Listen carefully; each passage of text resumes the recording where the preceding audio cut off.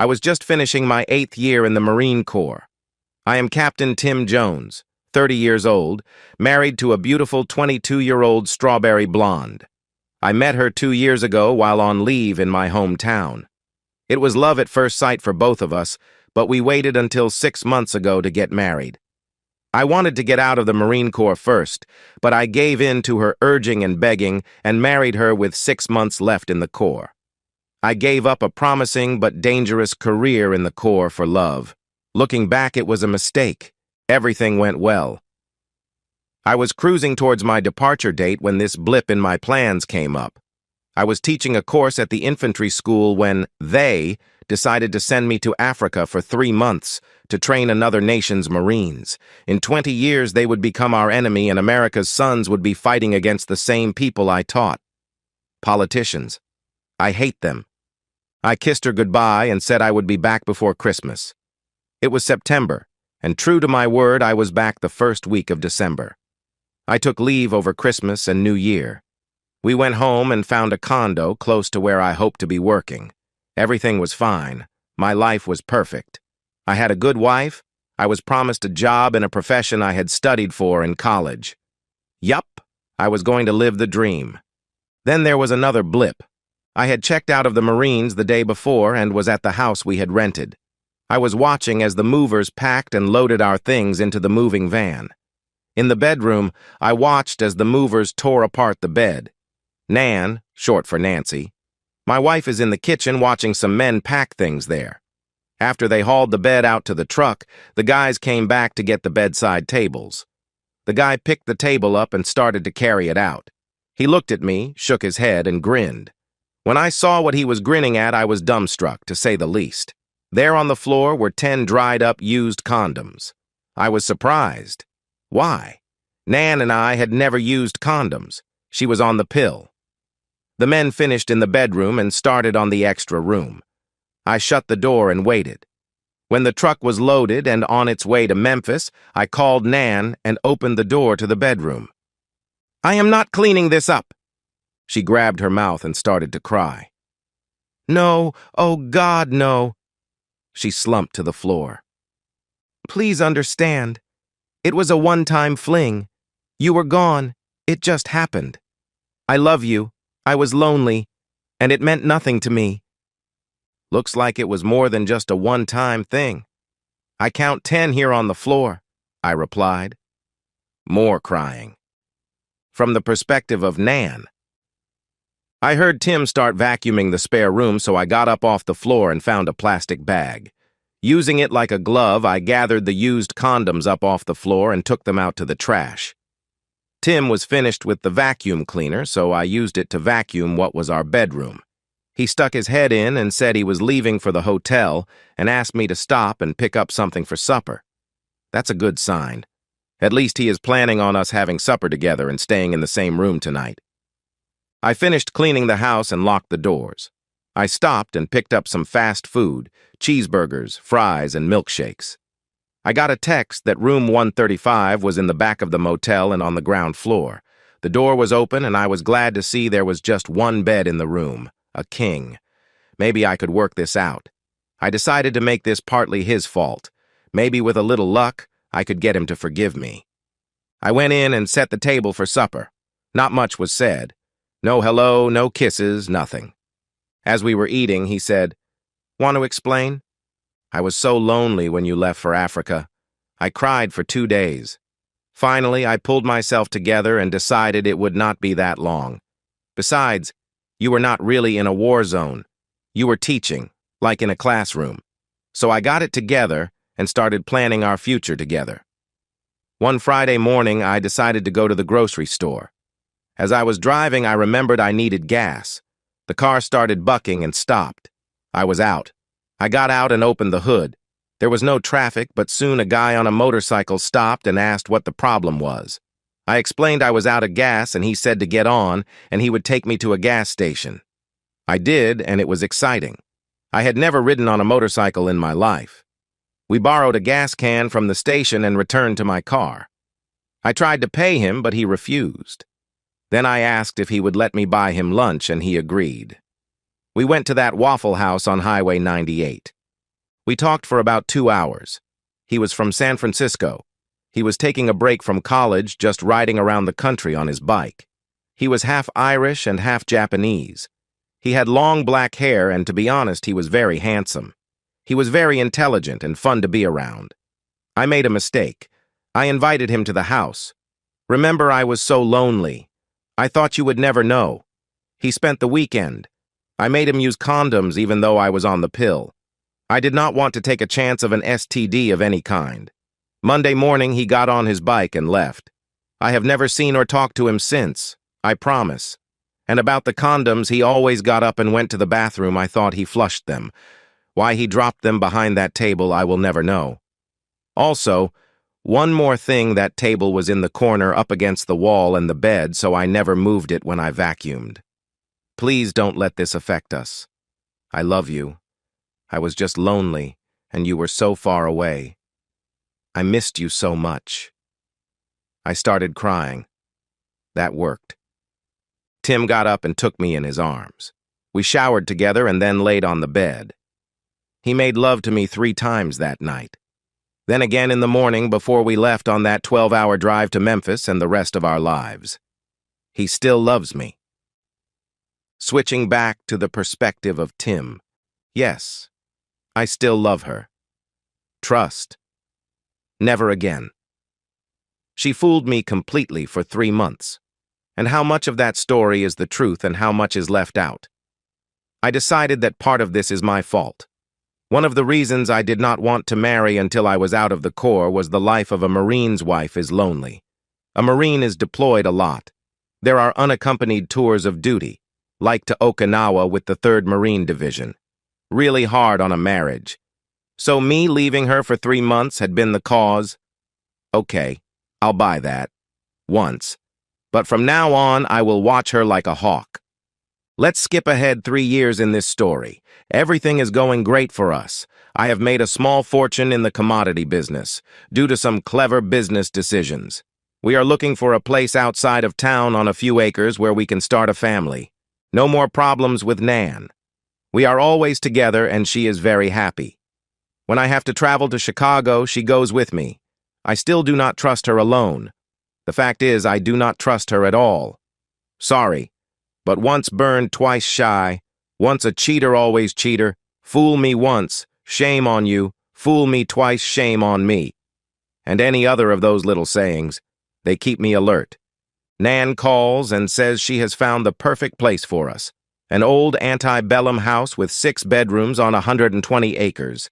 The house is in need of some heavy repairs and restoration, but it is perfect, she says. I go look and I agree. It looks like the house in Gone with the Wind. With about $500,000, we can restore it to its original beauty. So that's what we decided to do. We bought the place and looked around and found a contractor who had experience in restoring old houses. He had great references, so we hired him.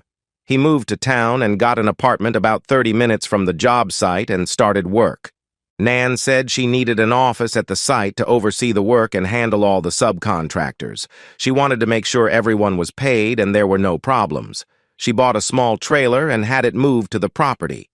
She set it up about 300 yards from the main house and put it in a well and septic system. An electric line was installed along with a 500-gallon butane tank to provide heat during the winter months. We thought that when we moved in and started to have kids, this would be a place where the help could live. That was my idea anyway. After the trailer was set up and before any work started on the house, I took Nan to lunch and then out to a movie. While we were on our date, I had a technician from the spy shop here in town install hidden cameras in the trailer. They connected to a website that I could access any time and watch what was going on in the trailer. Remember, I love her, I just don't trust her. Everything went fine for the first 2 months. I watched the trailer and did not see anything out of the ordinary.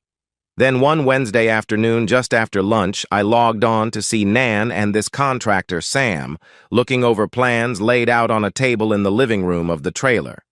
His hand went to her butt and squeezed. "When are you going to let me have some of that sweet body of yours again?" Again? What the hell? Well, if you promise not to leave a mark right now, She grabs him and kisses him on the mouth. When they break apart, he laughs and shouts, "I promise." Then he picks her up and carries her into one of the bedrooms. They are never used, but the beds have sheets on them. Now I know why. What the hell? This is not the first time? Where has she been sneaking off to and when? I guess it really doesn't matter. This is going to end soon. When they are finished, she takes the condom off and goes into the bathroom and flushes the condom. She remembers what happened the last time she left that task to a man. She comes back into the bedroom and starts to get dressed. He helps her with her bra, then says, "My guy is ready. You just say when." "I've told you I want to wait until this house is finished. You will be back in Boston and I will be buying furniture for our dream house. Tim is mugged and killed for his Rolex and wallet. I just cannot live in the house where we plan to live the rest of our lives, so I sell it. After collecting on his $1 million insurance policy, I leave the state. You and I can live a long time on that amount of money." They dress, and he goes back to the job site. She locks the trailer and leaves. I guess she is on her way home. I cut the computer off. So her plan is to have me killed, then run off with her lover and live happily ever after? Not going to happen. She is home before me and running a bath. She meets me at the door with a big kiss. I hope she brushed her teeth. Then she gets in the tub. I am wondering what is going on as I sit and watch the evening news. When she is finished with her bath, she comes into the living room and sits on the floor in front of my chair. She starts telling me how she can't wait until the house is finished and she can go off the pill. We are going to have 4 kids, and she is going to be such a good wife and mother. I am supposed to just wait and see, in her words. Sorry, ain't going to happen. After we finished, I took a shower as she prepared us supper. I slept a worried sleep that night. Thursday morning, I went to work and she went to the farm. I watched off and on all day, but there was no fooling around. She left at about 1 p.m. and Sam worked until almost dark. She was home when I got there. That night she wanted to make love, and I thought, why not? The next morning I went shopping for some of the things I would need that weekend. Saturday I was off work. No trading on the weekends. No one was working at the house, and Nan had an appointment to get her hair and nails done. This would give me time. By 1 in the afternoon, I was back at the condo watching a ball game when Nan walked in. She looked beautiful. I told her we should go out to supper and dance tonight. She loved the idea, so at about 7 p.m. we dressed, and I took her to the Vapors Supper Club out by the airport. We had steaks and then danced until about midnight.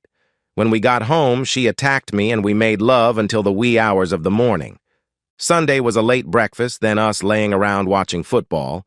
Her favorite team lost. A sign of things to come?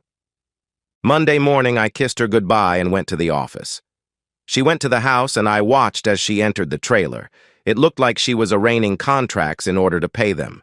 At about 10:30 a.m., she went to the house. I saw her enter and watched for her to leave.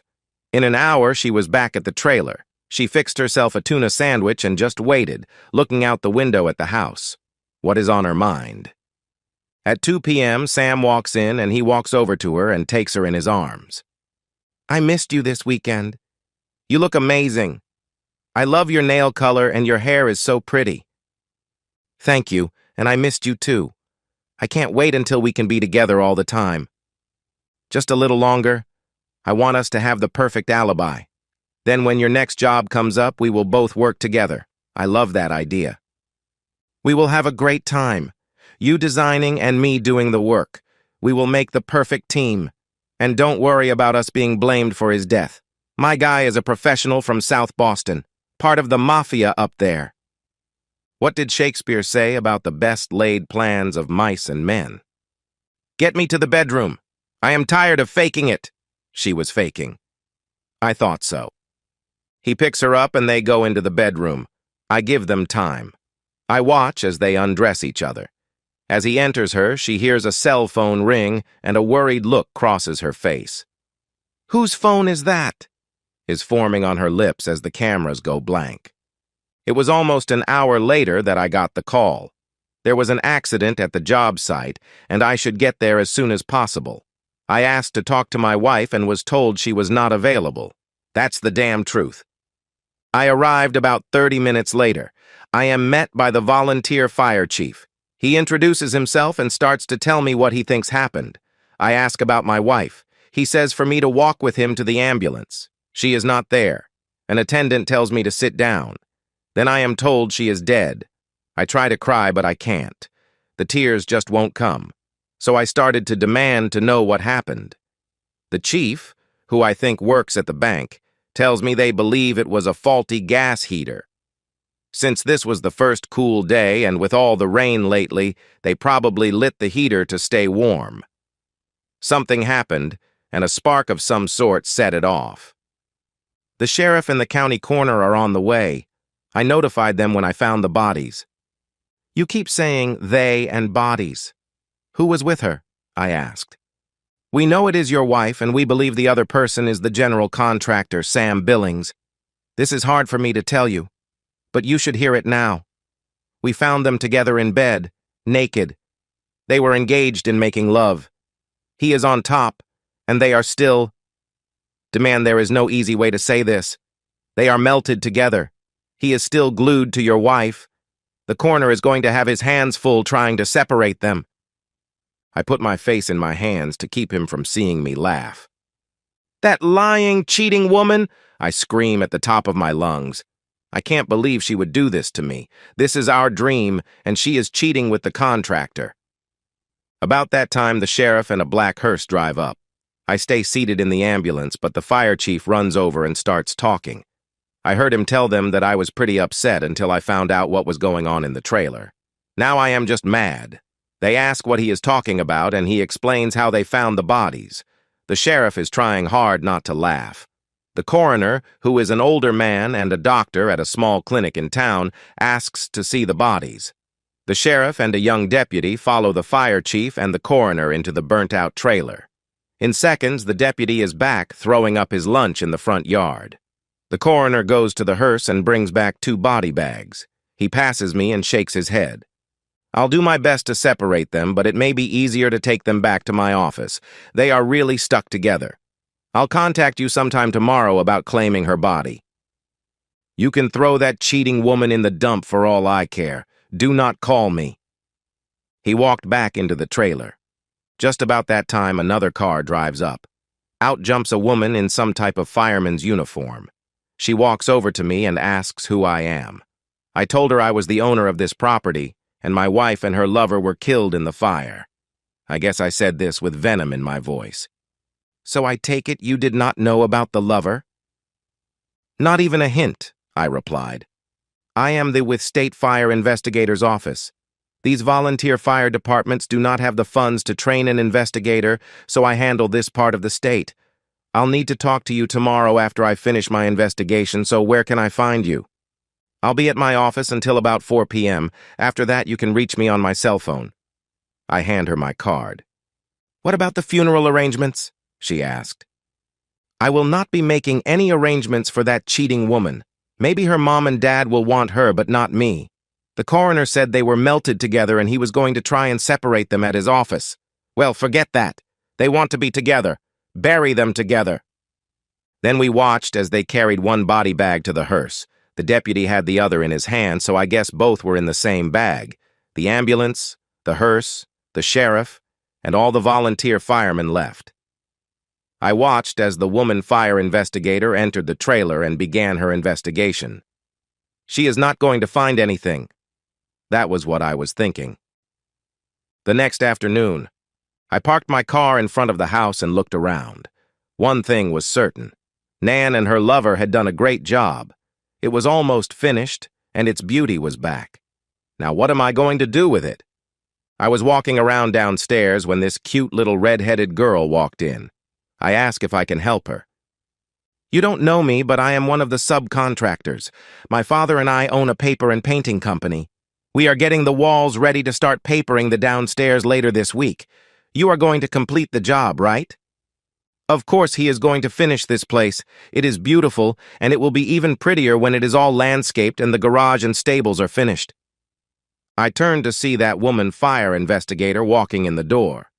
She walks directly over to the redhead and kisses her on the mouth. Okay, lesbians. Lesbians. I have no problem with that. Who cares what somebody does in their bedroom, not me? I thought I saw your truck pull up. I guess this is as good a time as any to have this talk. Let's find a place to sit.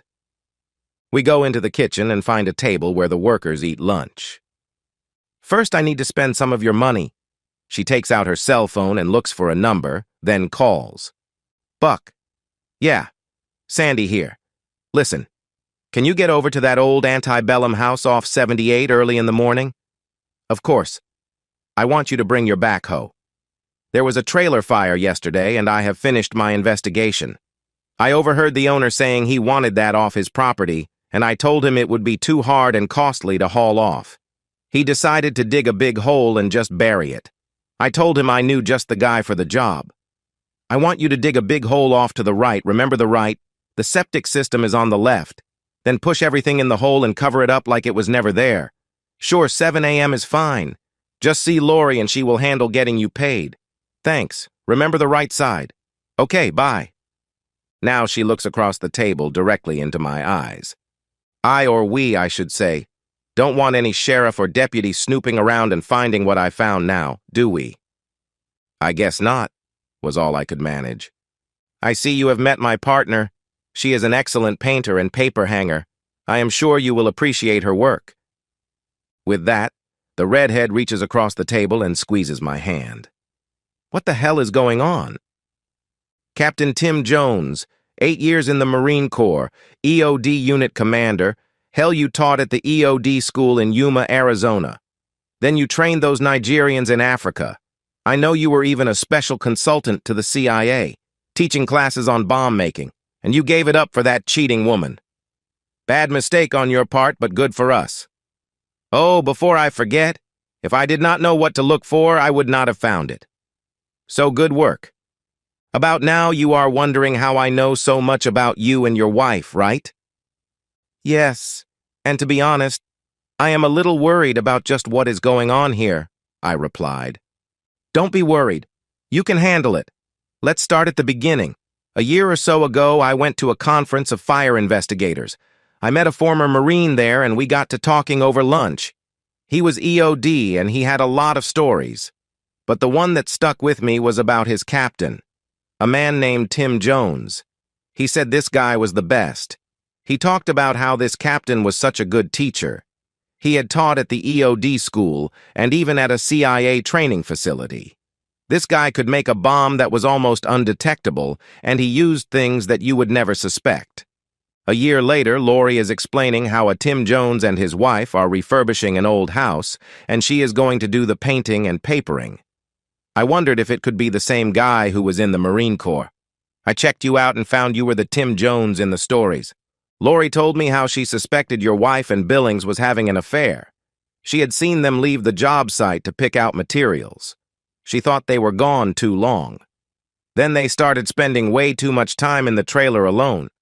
When I heard about the fire, I figured you had caught them. Tim. Okay, so you know all about me. I killed 2 people yesterday. So what do you want? Money? Do you want me to sign over the title to this house? What exactly? Sandy. Don't be so crude. Lori and I talked it over last night. What we want is kids.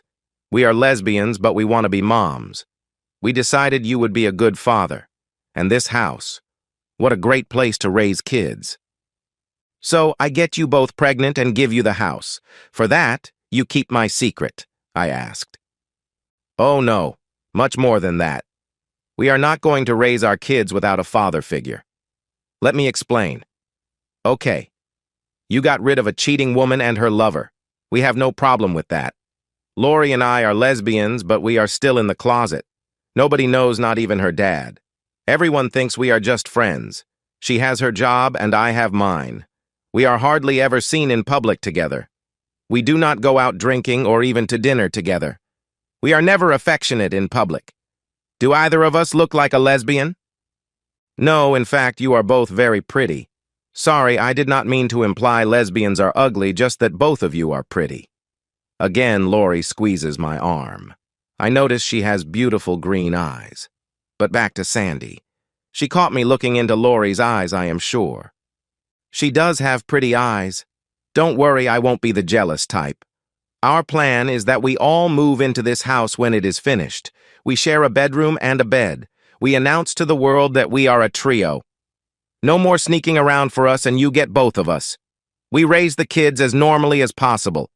You know, with them having 2 moms and 1 daddy, but how hard can that be? What do you say? First, I want to tell you that you have beautiful blue eyes, and I think only a fool would say no to this plan of yours. Any man would be lucky to get either of you, but both, every night in the same bed. How do you suppose we start this and not raise red flags? I mean, I cannot go from losing my wife, no matter that she was cheating one day, to living with 2 beautiful girls the next day. Sandy, I told you this guy was smart. Our idea is you start spending more time out here at the house, supervising its completion. You meet Lori, you talk to her dad about her and show some interest. You find out she has a friend and invites us both to dinner one night. Things progress slowly over the next 6 months. I mean, the folks around here will know how hurt you are. They will think it good for you to be getting out. Then one day we all move in together and start our family. Some will not like the idea of a trio, but who cares? Sound like a good plan to you? Yes, it did. I did not attend the funeral and let it be known that I had no idea she was cheating. Her parents apologized to me a number of times. It was not their fault, and I never treated them badly. Lori, Sandy, and I started to go to dinner together, then to the movies. The first night I walked them to the door of Sandy's apartment, they stepped inside and Lori grabbed me and kissed me on the mouth using plenty of tongue. When we broke apart, Sandy did the same. Then Sandy grabbed Lori and kissed her while I watched. Think about all the fun we are going to have when we all 3 live together. Now good night, and drive safe. I was pushed out the door. I got that a lot over the next few months.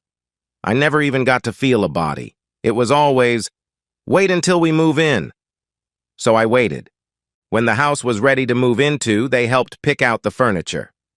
A month after I moved in, Sandy gave up the lease on her apartment, and Lori told her dad she was moving in with me. It was a Friday, and we had been unpacking their boxes all afternoon. It was now summertime, so we were all a little sweaty and tired. Sandy suggested a shower, and I started to walk out of the bedroom to give them some privacy. Where do you think you're going? Get undressed and get in. That shower is big enough for all of us. That was the first time I saw either of them naked. And what a sight it was. We plan on living the rest of our lives together, always trusting that our secrets are safe. And that's the end of today's story. If you enjoyed it, please give this video a thumbs up and drop a comment below. Your support helps the algorithm push my content further. If you're new to the channel, don't forget to hit that subscribe button. It really helps me keep creating more stories for you. Thanks for watching, and I'll see you in the next one.